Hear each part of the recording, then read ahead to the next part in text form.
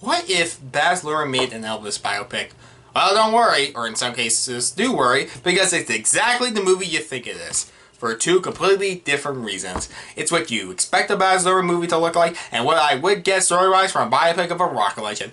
Who do I talk to about my feelings? Well, who do I talk my feelings about first? Luhrmann or Elvis? Let's go with Elvis. I mean, I like Elvis Presley fine. I think he was as talented as people say he was, and I get why so many people love him. I'm not in love with his music. I didn't really grow up with it. I mean, I was born in 2004, but I mean in the sense I listen to music all the time or something. Like, that's not me. But I don't personally have anything against him. I think he does have great music I do enjoy. He's just not someone I'm that fond of or hold him dear as an idol or anything like that. I wasn't really going to even see this movie unless it got good reviews, and it did. I saw it with my 10-year-old brother, my mom, and Softa because of reasons. They grew up, I mean, my mom and Softa did grow up with Elvis, and they definitely talked during the movie a few times, which bothered me. But, nonetheless, it gave a different perspective when I left it there when I asked them, what they thought of it. But what about me? I mean, this is my review. And I mean, this is also a Baz Luhrmann film as well, because, based on his take of The Great Gatsby, his Moulin Rouge, and Romeo plus Juliet, which the first two I thought were fine, and I hated Romeo plus Juliet, I was at least curious. And here, well, again, what did I think? I mean, with all that said, what's the movie actually about? I mean, so again, this is an Elvis biopic, so it's about Elvis Presley, played by Austin Butler, who is a promising musician, even though before he became big, people were against him since they find the way he sings and dances strange and inappropriate. That's where colonial Tom Parker, played by Tom Hanks, comes in, kind of. I was worried this movie would have been bad when it starts in 1997, and with Parker on his deathbed, recounting his point of view of Elvis, which then goes a bit all over the place. But once the movie finds its footing, it works. It just works. So Parker discovers Elvis and uses the humble and naive Elvis to work with him to make him a big star, not realizing how manipulative and controlling Parker really is. Elvis sees this both as a way to provide for his parents, Gladys, played by Helen Thomson, and Vernon, played by Richard Roxburgh, and gets to do what he loves. More controversy comes from doing what he wants, as people don't like it and thinks it's just plain wrong. And Parker tries to change Elvis to be marketable and the version he can cash off of. But Elvis throughout his life meets his later wife Priscilla, played by Olivia DeJonge, becoming movie stars, working at a Las Vegas hotel. Elvis works around his love-hate relationship with his manager, hoping to not lose himself in the process. Okay, look, I mean, this movie, without even being an Elvis expert, is still predictable and familiar.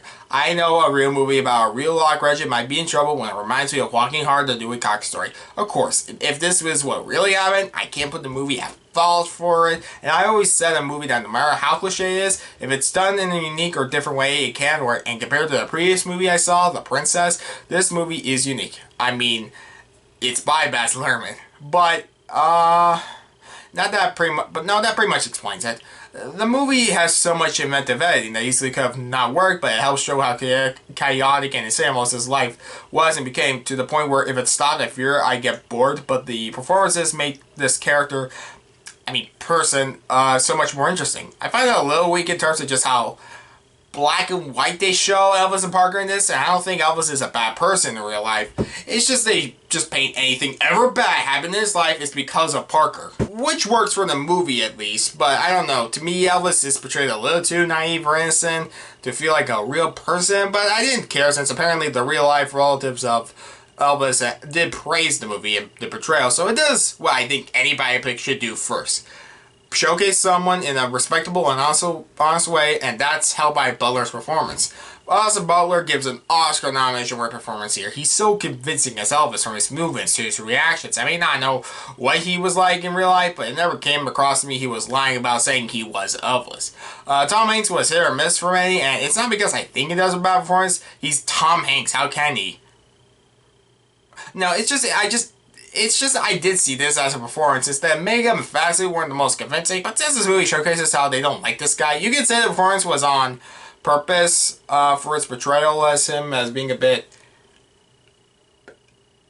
as is, I guess. I don't know how else to phrase it. I like this movie using him as the narrator since it doesn't paint him as the good guy in his perspective. He just thinks he was in the right all the time. So much so that you understand perfectly, or, okay, not perfectly, exactly why Elvis would have kept working with this guy when at so many points he would and should have dropped him as his manager.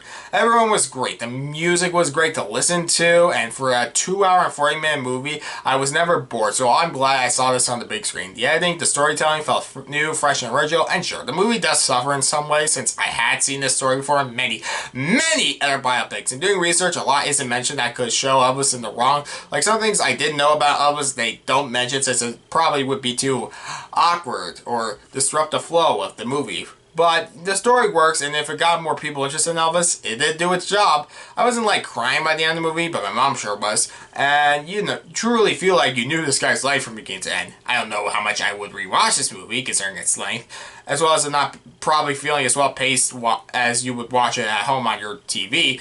But this is a great movie for sure. Not one of the best I've seen this year, but a great movie without doubt. Thank you for listening to my review. Thank you very much.